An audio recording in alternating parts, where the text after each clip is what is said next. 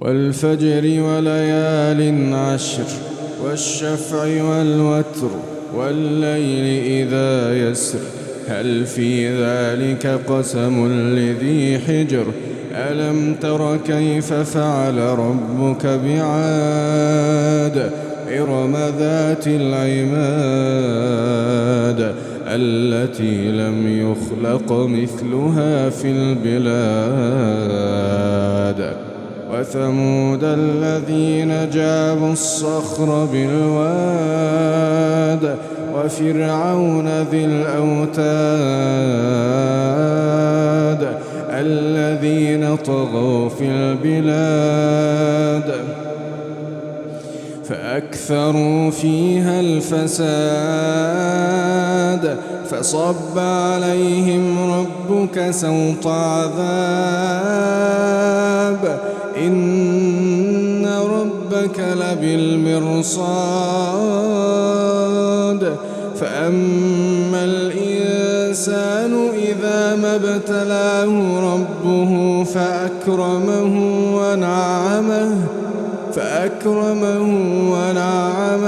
فيقول ربي أكرمن وأما إذا ما ابتلاه فقدر عليه رزقه فيقول ربي أهانن كلا بل لا تكرمون اليتيم ولا تحاضون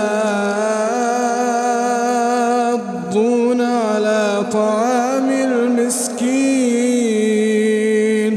وتأكلون التراث أكلا لما وتحبون المال حبا جما كلا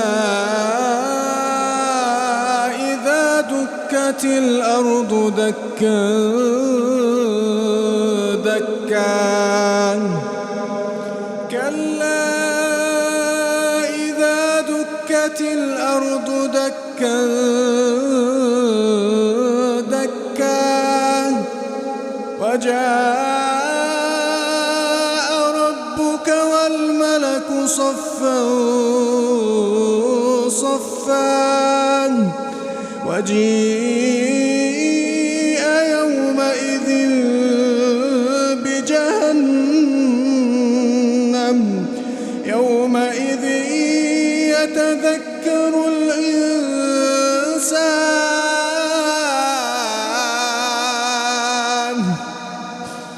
يومئذ يتذكر الإنسان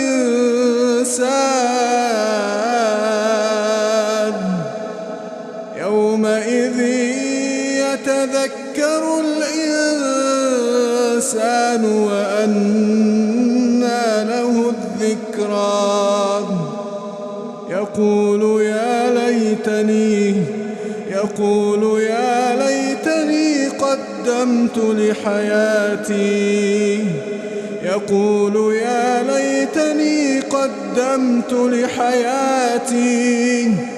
فيومئذ لا يعذب عذابه أحد ولا يوثق وثاقه أحد يا أيتها النفس المطمئنة